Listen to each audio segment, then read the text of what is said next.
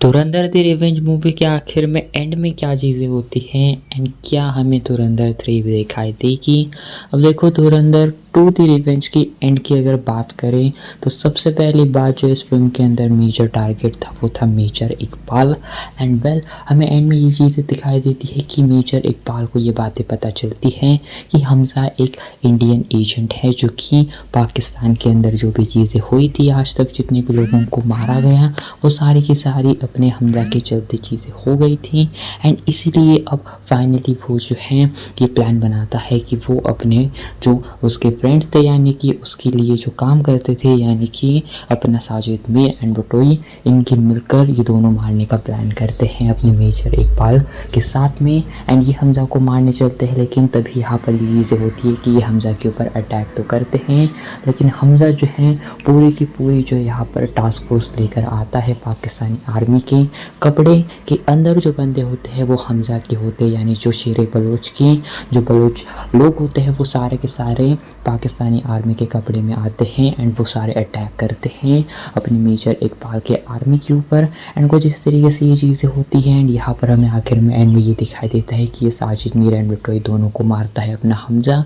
And आखिर में ये हमें दिखाई देता है कि हमजा मारता है आखिर में अपने मेजर इकबाल को एंड आखिर में उसको जो है पेट्रोल के जो टैंक होते हैं इसके अंदर डालता है एंड यहाँ पर ब्लास्ट करवाता है, लेकिन आखिर में वो पकड़ा जाता है, यानी यहाँ पर हमें दिखाई देता है कि वो पकड़ा जाता है आखिर में।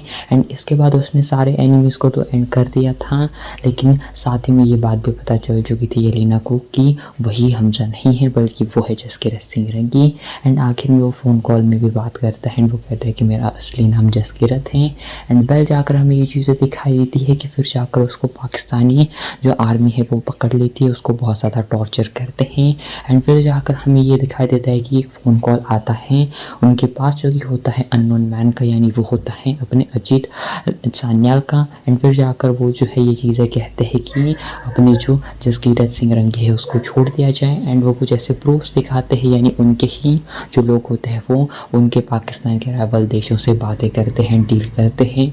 एंड ये सारे वीडियोज़ एंड फोटोज़ इंडिया के पास होते हैं। एंड इसके बाद ही कुछ इस तरीके से जो है फाइनली वो रेडी होते हैं, वो छोड़ते हैं अपने हमजा को। एंड हमजा को जो है एक हील पर छोड़ा जाता है एंड फिर जाकर एक गाड़ी आती है, इसमें अपना हमजा बैठता है, यानी अपने जसकीरत सिंह रंगी बैठते हैं।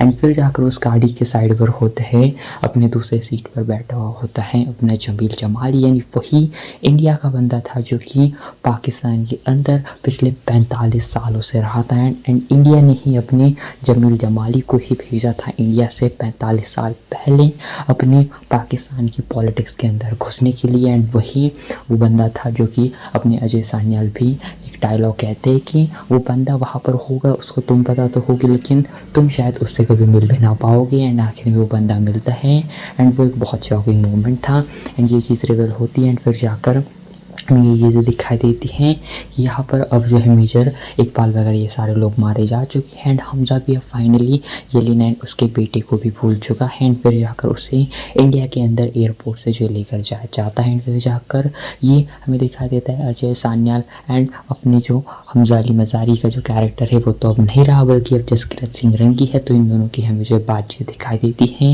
एंड आखिर में वो जाता है एंड फिर जाकर हमें दिखाई देता है कि वो अपने गाँव जाता है, अपने घर जाता है, लेकिन जब वो जाता है वहाँ पर उसकी माँ और बहन तो होती हैं, लेकिन यहाँ पर वो जो है फिर एक बार घर में जाता नहीं बल्कि वहीं से जो है पीछे मुड़ जाता है। फिर जाकर कहानी एंड होती है एंड फिर जाकर हमें हमजा की पूरी ट्रेनिंग दिखाई देती है, जहाँ पर हमें दिखाई देता है कि किस तरीके से वो जो है ट्रेनिंग कर रहा था एंड किस तरीके से उसे बलिदान जो ये पूरा का पूरा एक ऑर्गेनाइजेशन था इसके अंदर उसको किस तरीके से उसको एंड रिजवान एंड बाकी सारे लोगों को ट्रेन करा जाता है।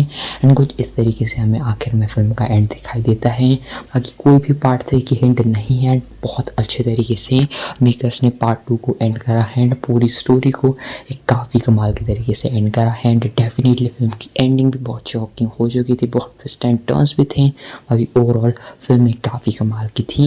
एंड बाकी आपने देखी आप film Dhurandhar the revenge, comment में ज़रूर बताइए।